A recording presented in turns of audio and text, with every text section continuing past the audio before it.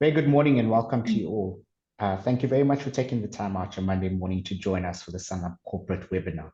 It's a pleasure to be your host this morning. I'm Sumendra Naidu, Head of Distribution for Sanlam Corporate, joined by an expert panel of my esteemed colleagues at Sanlam Corporate, ready to take us through some current hot topics, not only in the industry, but country too. Just before we proceed, just a few house rules, please. Please note that all your cameras and microphones have been disabled for this webinar. Please send through all your questions via the Q&A button on the toolbar. Note, these will be addressed in the last 10 minutes of this morning's session. A recording of the webinar will also be made available to you after the session. Very importantly, in terms of CPD points, the content has been submitted to the FPI for approval, and we will notify all attendees on the number of points allocated to the event once confirmation is received.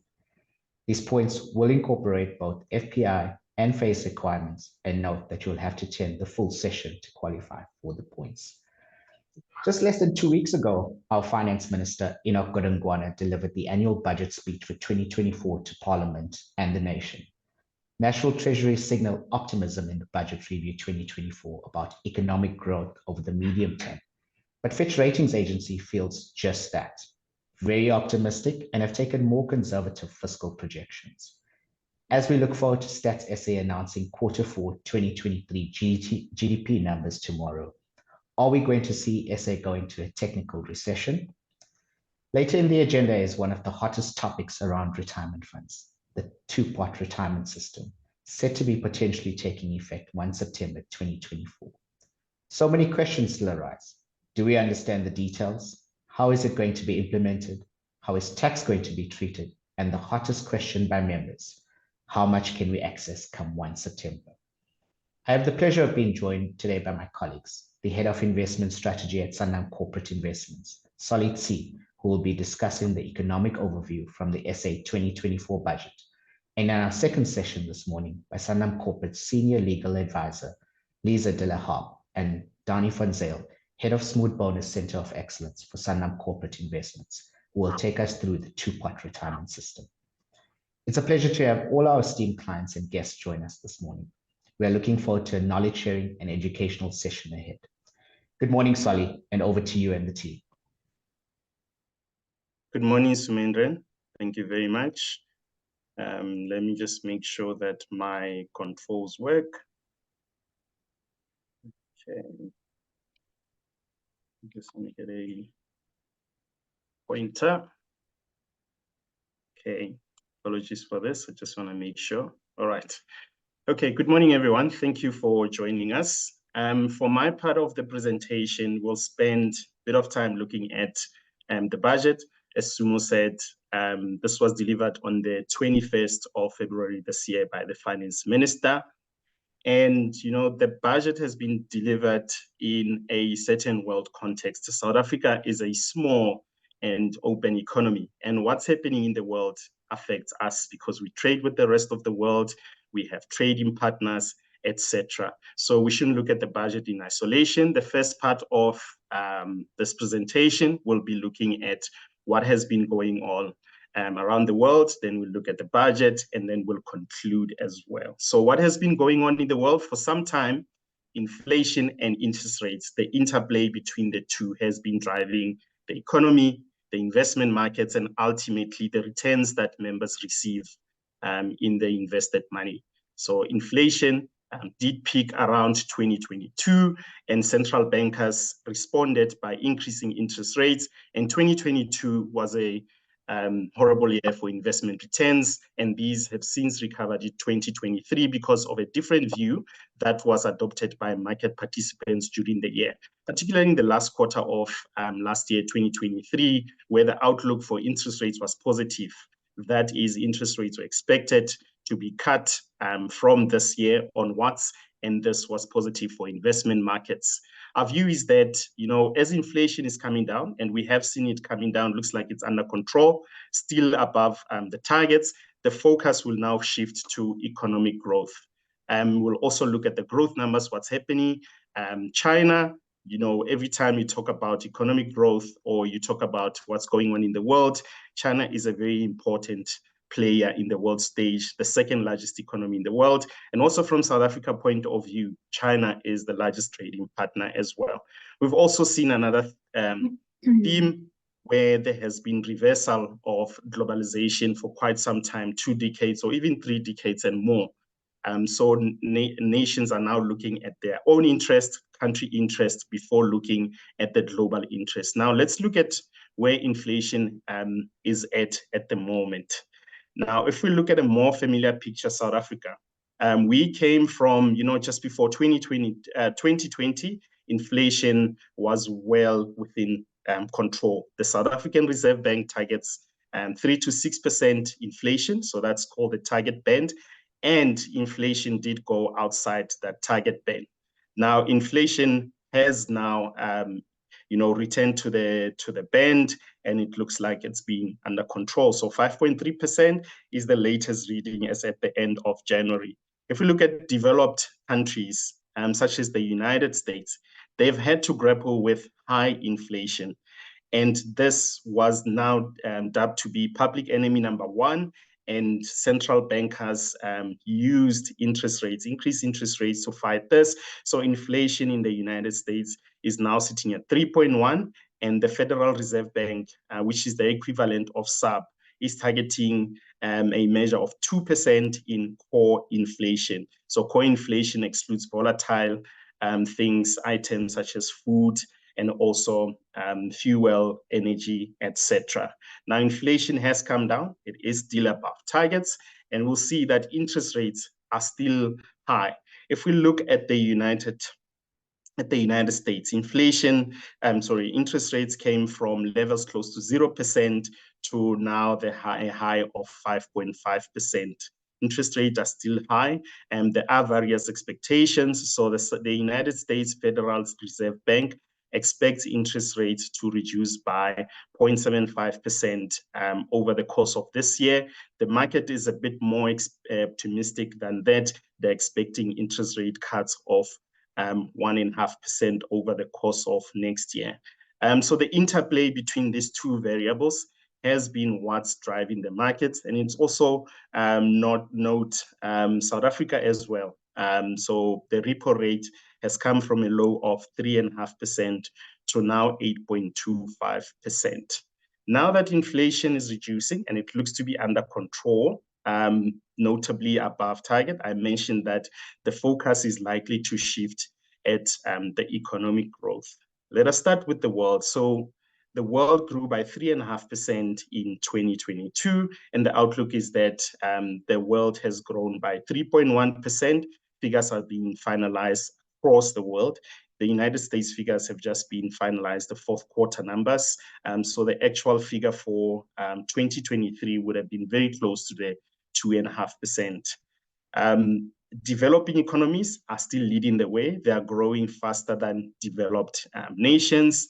China, I mentioned that the very important engine for growth in the world. Growth has disappointed somewhat. There are structural issues in China.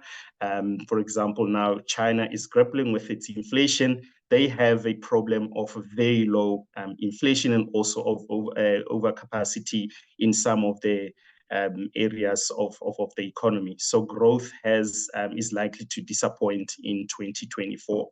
Looking at South Africa, we grew by 2%. This is on the back of sharp negative growth that we saw in 2020. So we have recovered from those levels, and we grew by 2% in 2022. The expectation is that for 2023, we'll grow by 0.6%. Now, at the beginning, Sumo mentioned that we are expecting GDP numbers to come out tomorrow. If those are negative, that means that we would have experienced two negative quarters, and we'll be experiencing a technical recession. But I think of more importance is that South Africa's growth has been very low for quite some time. We have been growing at levels that are sub 2%, and now because of the energy crisis that we're having, we've been growing at levels that are sub 1%. These numbers are nowhere near the numbers required to help us solve the problems that we have: inequality, unemployment, and poverty as well. We need much higher numbers for that. So this is the growth outlook for the next coming year or so, 2023 and also 2024, as produced by the International Monetary Fund. There are risks to these numbers, however, and some of the risk includes geopolitics. Now, interestingly, over the recent years, it looked as if geopolitics did not have that much impact on the investment markets and the economies. For example, when the war broke out in Russia and Ukraine as well, this had a temporary impact in February and probably March of 2022. But since then, expectations on inflation and interest rates were much more important as far as investment markets are concerned. And our view is that as inflation subsides and interest rates tend to normalize, those sort of issues may come back. There are still unresolved disputes. China, Taiwan, the disputes have been going on for decades. And now and then these issues do come up. Ukraine, Russia, the war is still going on there. Middle East, the tensions that we see in there, they're still going on. And should they permeate and be in the broader Middle East area, we might have problems, for example, in the form of spikes in oil prices as well.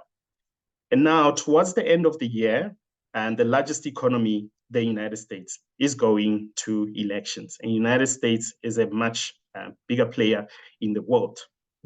So now the United States is a quarter of the world's GDP or the world's economy, and also forms more than half of investable assets in the entire world. And the candidates that we have, is Joe Biden versus Donald Trump, each with their own challenges as well. And now the impact will be on the policy direction that each is taking, but there are some matters that are clear, irrespective of which candidates wins the election. And we have seen America now looking at the trade deals and wanting to renegotiate those trade deals to make sure that they make sense for the United States first, and then the rest of the world. And this might be amplified under Donald Trump. We have seen what Donald Trump did when he first came to office, and we expect that it will be a continuation of that. And certainly even in his message, that's what he has promised. Now, South Africa as well, we are having our own elections on the 29th of May. It is very difficult to predict what is going to happen or the outcomes thereof. And if we are asked to predict the outcomes of the elections, I think, one of the easiest ways is just to look at the scenarios and then attach probabilities, because predicting the outcome of elections, it is a very difficult process. So we have one scenario where the ANC could maintain its majority, and in that scenario, we expect policy continuity. In another scenario is where the ANC will probably need a small minority parties to help them achieve the majority. There we also expect the policy continuation. Now, I think the risk to the elections is not about who is going to go into coalitions with who. It's about the policy direction at the end of the day. Look at the outcomes and what will follow those policy direction, and also the implementation of that as well. We also have Two-Pot, and that Lisa and Danny will cover much at the later stage. And we also have problems of reforms. Mentioned that we've been growing at sub 2% levels in terms of economic growth, and we need our infrastructure to work. We need reforms to be there. For example, energy reforms. There's a lot of work that's been done behind the scenes, setting up legislations, enabling private sector participation, etc. You look at water as well, and telecommunications and infrastructure in general, such as rail. A lot of work is still, looking at the acts, the legislation, the regulations to enable private sector participation, and we are yet to see the benefits or fruits of this work that's been done. And also private sector is expected to come to the party, but the government as well has to come to the party in terms of efficiencies, ensuring that there's no mismanagement of funds or those kind of things are actually minimized. So we need those kind of things to work. Now, when the budget, where the budget comes into a picture is, in terms of, as a country, are we spending more than we can afford? Because that has implications. If we have a deficit, if we spend more than we collect in tax receipts, we have to borrow money, and debt currently at worrying levels. We'll also look at developments that happened in terms of our contingency reserve account. Now, just looking at the budget, and also when the finance minister did explain this, and for quite some time now, I think over 3-4 years, what the budget has been seeking to do is to look at expenditure demands in terms of the social spending, etc., but balancing that with slow revenue growth. So slow revenue growth implies, slow growth in the tax receipts. And we need the tax receipts to be able to fund expenditure and the growing debt.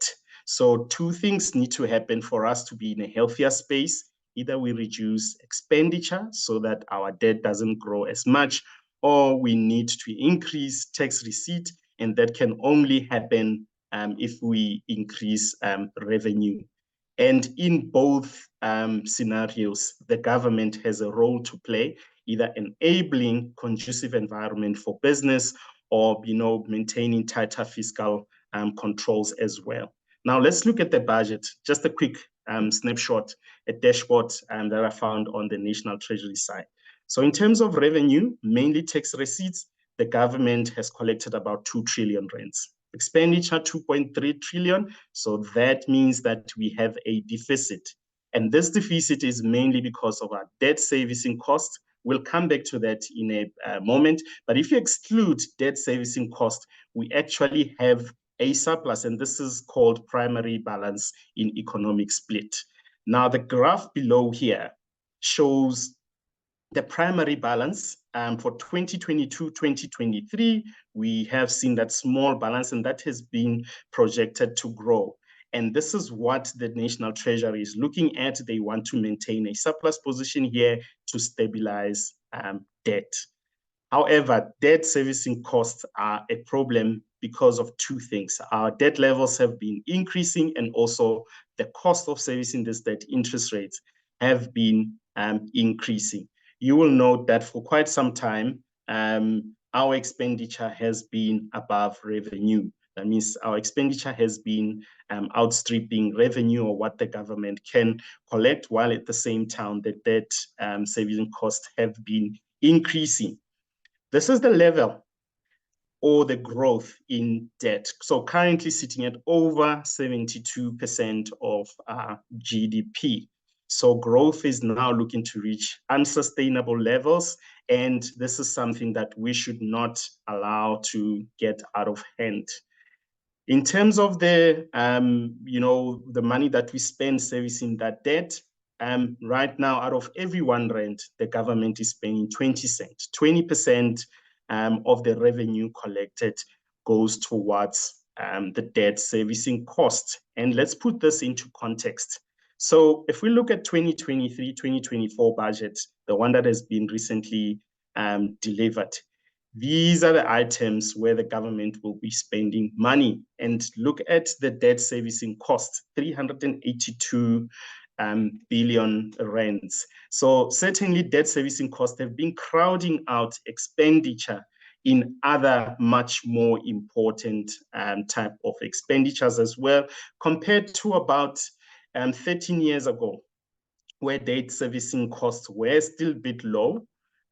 Here, notably, interest rates were low, but also debt levels were much, much low, more than half of the levels that we are seeing today. So debt servicing cost is a worry. The finance minister is acknowledging that as well. Now, the National Treasury and also the finance minister have given us, projections of debt going forward, peaking at 77.7% of GDP. This was last year in October during his medium-term budget speech. These debt levels have been revised down. And now one of the credit rating agencies, Fitch, noted that this is an optimistic view of looking at these numbers, and they believe that maybe the true picture is somewhere in the middle. Now, why have the projections come down? And it's because of a couple of things that the National Treasury did, realizing that, we are house on fire in terms of debt. Is there something that can help us? Some of us would have heard about what the so-called JEFFRECRA. I will go into the details in terms of what that meant. So this has been brought to also stabilize debt. Now, what is just this JEFFRECRA? It's a gold and foreign exchange contingency account that is held by the South African Reserve Bank to help us absorb the shocks in currency movement, to also protect the rand as well, and also ensure the solvency or healthy solvency position of the South African Reserve Bank. Now, a reform of this involved looking at the balance in the account and noted that it has grown over the years to levels of about 507 billion.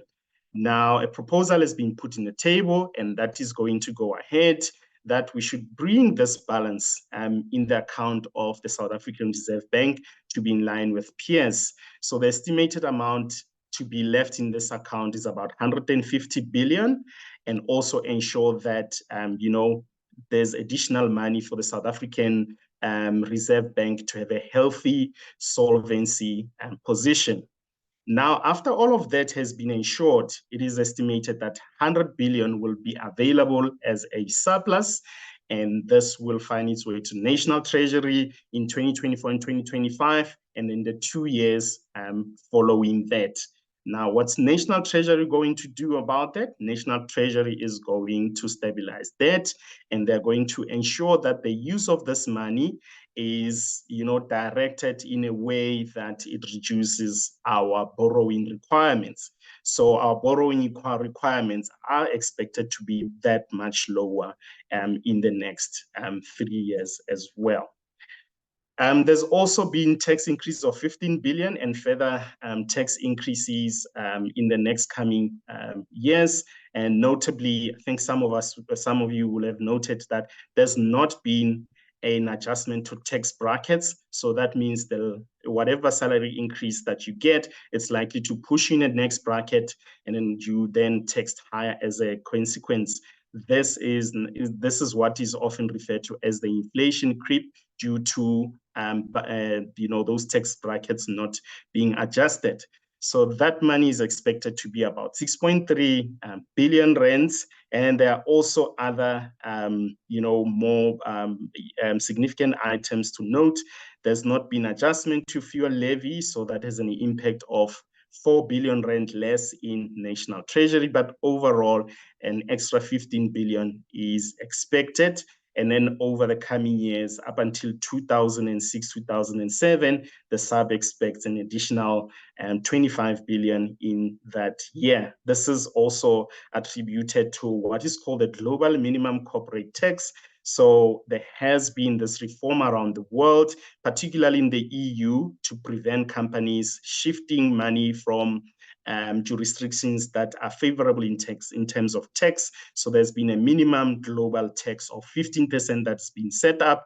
Anything, if the tax amount that the company is paying is less than that, then countries in which those companies are domiciled, they can levy the additional shortfall or the additional tax. But there are also size constraints in terms of that. So it's the really large multinational companies that will be able to do that. So just in summary, just to iterate that interest rates and inflation, the interplay between the two has been important in driving the investment markets and the investment returns. And I mentioned that there could be a shift to focus to growth. We have seen that there are risks to this growth, and that could interrupt, how the various economies grow. In South Africa, the budget has been well received in general, and also National Treasury being applauded for fiscal prudence. However, the debt levels, could be dubbed as being optimistic, because there are risks of further bailouts. Transnet as well is still in the works, etc. We have seen according to what we know, the full extent of Eskom, but you can't discount possibilities in future. There has been positive surprise in terms of revenue receipts, and also the reform of our currency or offshore gold and currency foreign exchange accounts will also help us in terms of that. But the most important thing is that we need hard reforms to be taken. We need the political will for the government to implement these reforms to alleviate our structural problems. So let me now hand over to Danny van Zyl to take us through some of the developments.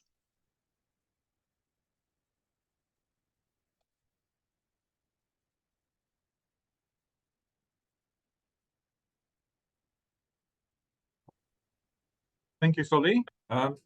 It'll actually be Lisa who takes us through the initial part and takes us through the updates on Two-Pot, and I'll chip in about the investments. Thanks, Donnie. I'm just quickly trying to, here we go, get to the next slide.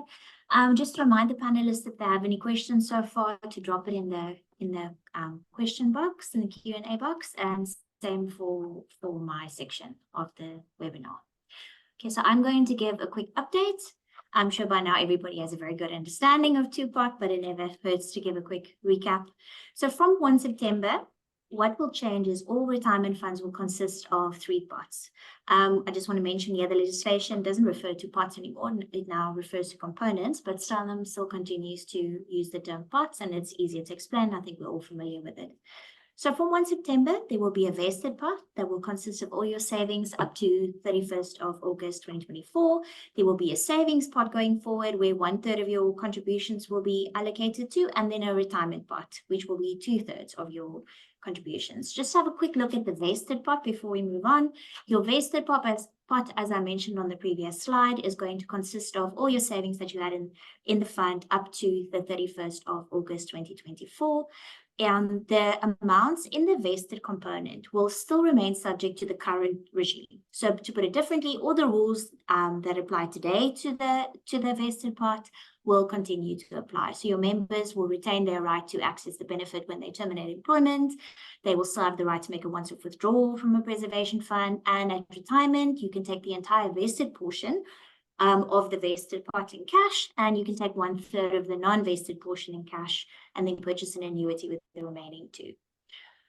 Right, so how is it going to be working differently? The vested part, you'll only be able to access the money when you terminate employment or when you retire. The savings part, you'll be able to do 1 withdrawal per tax year, subject to a minimum of 2,000, and this will be added to the members' tax for the year and will be taxed at a marginal tax rate. Your retirement part, you will not have any access to prior to retirement. Get to the next slide here. All right, so at retirement, the vested part, as I mentioned earlier, the vested portion thereof, you'll be able to take in cash. 1/3 of the non-vested portion you'll be able to take in cash, with the remaining 2/3 being used to purchase an annuity. The savings part, you'll be able to take all of it in cash, or you can choose to buy an annuity with it. And the retirement part, you won't be able to take in cash unless it falls below a certain minimum, and you'll be using it to buy an annuity. Now, to make provision for immediate access to the savings part come 1 September, 10% of the amount that's going to be in the vested part as calculated the day before these changes take effect will be ceded to your savings part, subject to a maximum of 30%. There are, however, certain instances that will be excluded, for example, unclaimed members, pensioners, deferred pensioners, and a number of other exceptions. Right, so for members who were older than 55 on TDARE, there's actually a carve-out. These members who are still members of the same Provident Fund or Provident Preservation Fund will continue to contribute only to the vested part. So in effect, these changes won't apply to them unless they choose to opt in to taking part in the, sorry, my slides seem to be lagging a little bit, unless they choose to take part in the Two-Pot system. And if they want to do this, they'll actually have to opt in. Okay, then next, I'm going to hand over to Donnie for a few slides, and then I'll carry on with the legislative update. Thank you, Lisa. So the question comes up often when I engage with consultants, even trustees, is how do we go about investing in the different pots? Now, the Sanlam Umbrella Fund, and in fact, most standalone funds that I've engaged with, have decided for now to invest all the pots in the same way. So you have the same investment strategy. So imagine for a moment if you have a member who's half invested in sim balance and half in the coordination balance, then that split will apply to the vested pot, the savings pot, and the retirement pot. It should therefore be obvious that if a member is invested in a default strategy, then all three pots will be invested in a default strategy. And if your default strategy is life stage, then as you get closer to retirement, you are transitioned to the capital protection portfolio. But that means that all three pots will be transitioned to the capital protection portfolio in the same ratio. So it's not like one pot's going to be invested in one way and only one pot's going to transition to capital protection. And I think that's very important to understand.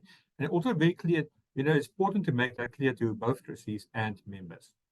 Now, I think the question then comes up, why aren't we investing the savings pot purely in cash? Because that's something that people do ask, and I think the next slide is that. And we have a big concern with actually taking the savings pot and invest it in cash. If you're a member who's not withdrawing, and we do know that most members in South Africa suffer from member apathy, they don't really pay attention to the savings, then if we move the savings pot assets to cash now, they're unlikely to ever move it out, and it's likely to stay invested in cash until they hit retirement. Now, if this is still 20, 30 years away, that'll be a significant drag on their long-term returns if they're invested in cash. So we don't think that's a prudent approach, and we prefer actually investing all the pots in the same way. There's also a practical aspect.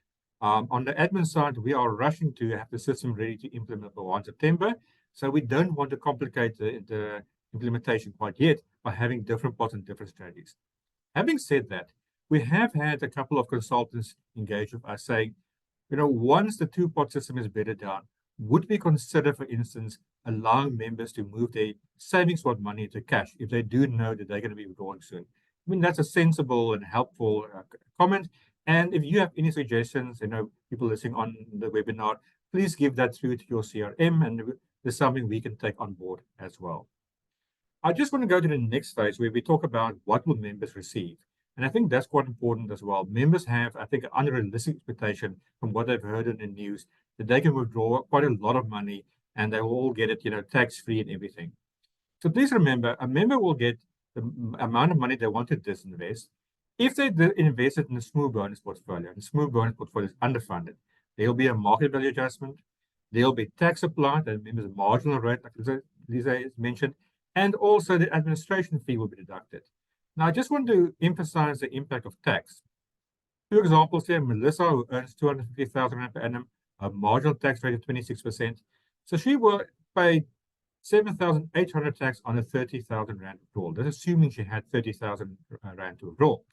The Bizu earns about more. His marginal tax rate is 41%. So he will pay tax of over 12,000 Rand on his 30,000 withdrawal. So for many members, this is a very expensive funding that they get trying to get their hands on. And it doesn't make sense, especially your medium to higher earners, to withdraw the money from a retirement fund and then to reinvest it outside the retirement fund. So this, I think a lot of member education needs to happen for members to understand the impact and understand how much tax will be paying on amounts they do disinvest. I think the next point that we need to touch on is people often ask me how much money will be disinvested.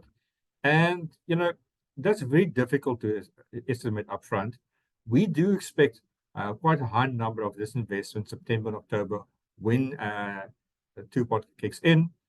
And something we can learn from international experience. Now, there's a caveat here that systems differ, so please be aware of that. But we've looked at what happened in Chile. In the Chilean systems, members had 4 withdrawal options. So they could withdraw money from 4 different tranches from 2020 to 2021. And only 3.5% of members did not make a withdrawal at all. So the vast majority of members actually withdrew money during either all or even one of those withdrawal windows. And in total, a quarter of their retirement system assets, about just under $50 billion was withdrawn. So I think that's a sizable amount. We look a bit closer to home in Zambia. In the middle of last year, they allowed members who were older than 45 to also withdraw some savings. Now, they calculated how much you were allowed to withdraw, and only for members above 45. So they worked out that maximum $600 million can be withdrawn. And in the first 3 months, $414 million were withdrawn. So about 2/3 of the amount of money that could have been withdrawn was withdrawn. And looking at Malaysia, they have a system a bit closer to ours where we're going to introduce a two-pot. And they also allow members now to withdraw some of the assets. And in total, 8.1 million Malaysians withdrew assets. Now, if you look at the total amount of membership in their national fund, which is sitting at about 15.5 million, that doesn't sound too bad. But it's actually only 8.5 million active members who were still contributing. So a significant portion of those actually withdrew the assets, and in total they withdrew about $30 billion. So all in all, in most cases where members were given the option to get access to retirement savings, a significant portion of members actually withdrew those assets. Now in South Africa, we're a bit more prudent. We're not allowing people to withdraw as much as some of these other examples, so the rand amounts might be lower, but still we expect a significant percentage of our members to withdraw the assets in the first couple of months. Thank you.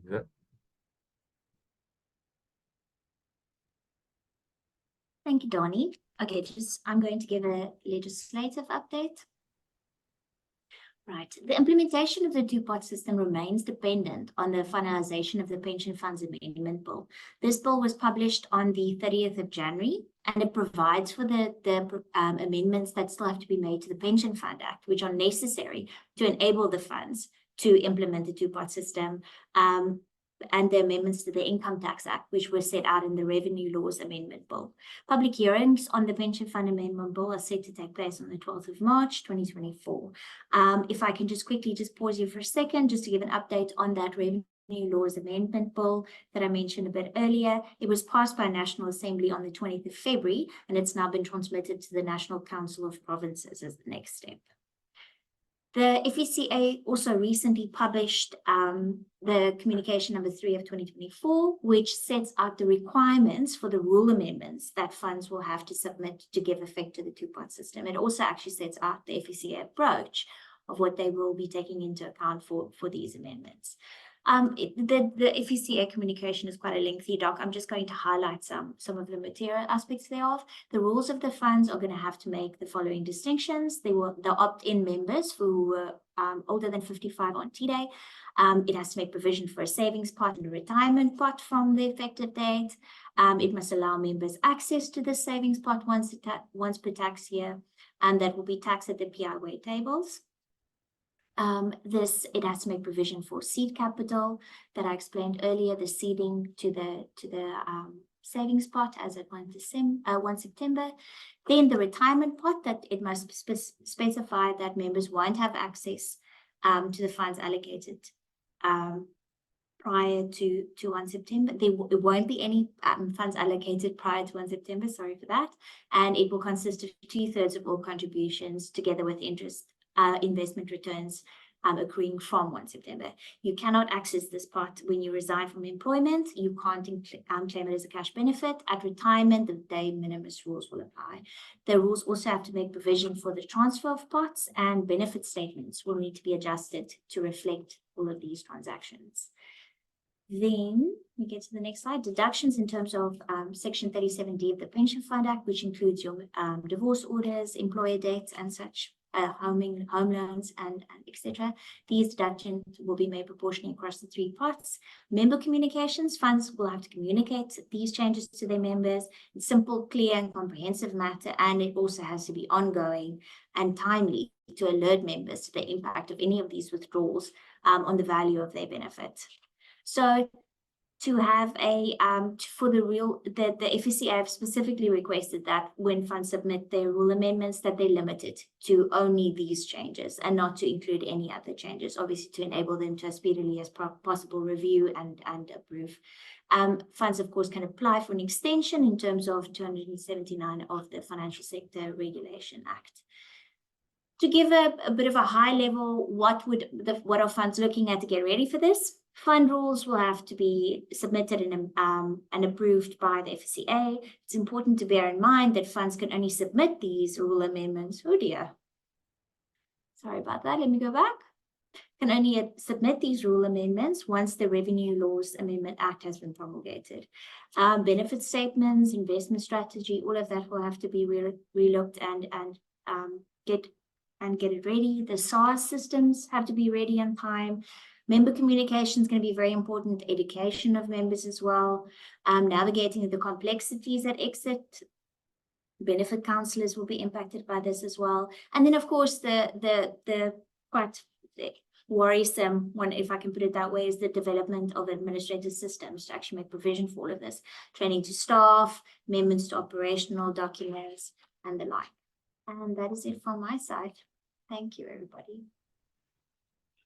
Okay, thank you, guys.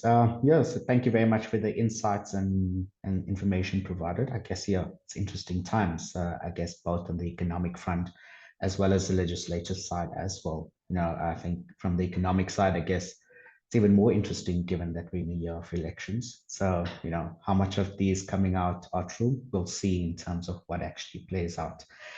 So yeah, it seems like my colleagues were on a steam train this morning, so we're well ahead of schedule. So I think they've had something special in their coffee this morning, especially on a Monday morning. So I think we can actually just get into some questions. I see Lisa has actually answered some questions, but I think unsurprisingly, I think most of the questions are for Lisa and Dani. But let me start with the question for Solly. Sorry, just a question coming in. Taking into account measures that are taken by the government to mitigate against load shedding, what impact will this have on future economic growth with regard to national debt? Thanks, Sumo, and thanks for that question. So load shedding or power cuts has had an impact on businesses, either operating less hours. And for those that could afford, then they had to seek additional alternative ways of staying connected, etc. And companies, we have seen them even quantifying this cost of load shedding. And South African Reserve Bank has done a holistic cost looking at macroeconomic level. What's the impact? Now, their calculation estimate that this is costing us up to 3% of GDP growth. Whether you believe those numbers or not, the fact is that there is an actual cost. So any alleviation in terms of interruption in the energy supply will help. And what is currently happening is that South African government is looking at Eskom, ensuring that Eskom works, and then making sure that we have good baseline. We will be using the coal-fired power plants for quite some time. The government is also enabling private sector to come with alternative energy sources, so mainly renewables. We have seen some of them coming up, and also there'll be developments in the transmission there. So that means that if we can fix our energy problems, we are likely to see an uptick in economic growth. And now an uptick in economic growth means more tax receipts. And if the government then, is maintain fiscal prudence and they can use additional receipts to pay off debt, that will put us in a good economic standing. Of course, there's an execution risk. The logic sounds simple as I've put it out, but the devil's always in the details. Yeah, thanks, Sally. I think the load shedding question will always continue, until we actually get it right. But I think maybe just before I let you go, I think there's just a last question that's just coming from your side, Sally. Is gold and foreign exchange reserves not there as a tool for SARB to protect value of rand? Yes, that is correct. So this amount has always been there, but how it works is that, because this account is predominantly in gold and also foreign currencies, as the rand weakens, then that balance increases. Now we have seen the rand weakness over some time, and this balance has grown in excess of R500 billion. Now, to bring this in line with peers, the South African Reserve Bank has done work and say we are probably overcapitalized. Now we need a balance that's less than that, and also the possible currency movements, they will be less than what we currently have. It is estimated that 150 billion would be enough. So they will certainly leave enough money in the kit for the currency movement, but also to make sure that there's extra buffer sitting at the South African Reserve Bank. It's the excess, which is estimated to be 150 billion rand, that will find its way to National Treasury, so that the National Treasury can use that to make sure that we have less borrowing requirements. Thank you, Sally. I'm going to move over to Donnie. Donnie, just a question with regards to the vested amount and where this will be invested. Will the vested amount that can be withdrawn be invested in cash? Not at all. So as I mentioned, all three pots will be invested in the same way. So unless your existing savings is in cash, the answer is no. If your existing savings is, let's say, in life stage, then all three pots, even the amount that's been seeded to the savings pot, will remain in the life stage accumulation portfolio.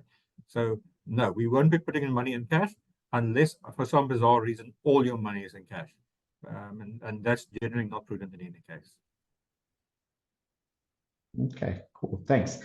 Lisa, I see you've answered some questions in the Q&A box, but maybe just since we have some time, I'm just going to take a question or two. Just a simple one. How much is the de minimis limit? Just a reminder for everyone. I was just looking at that one. If my memory serves me, it's 247,500. Okay. Which will be Thank you. calculated over using the retirement pot and the non-vested portion of the vested pot. Okay, sure. Maybe just a last one, just on two pots. If a fund is moving via Section 14 from Liberty to Sanlam, for example, and it is not approved prior to 1st September, will funds still get the 10% going into the savings pot? How will this work if the Section 14 is not approved as yet?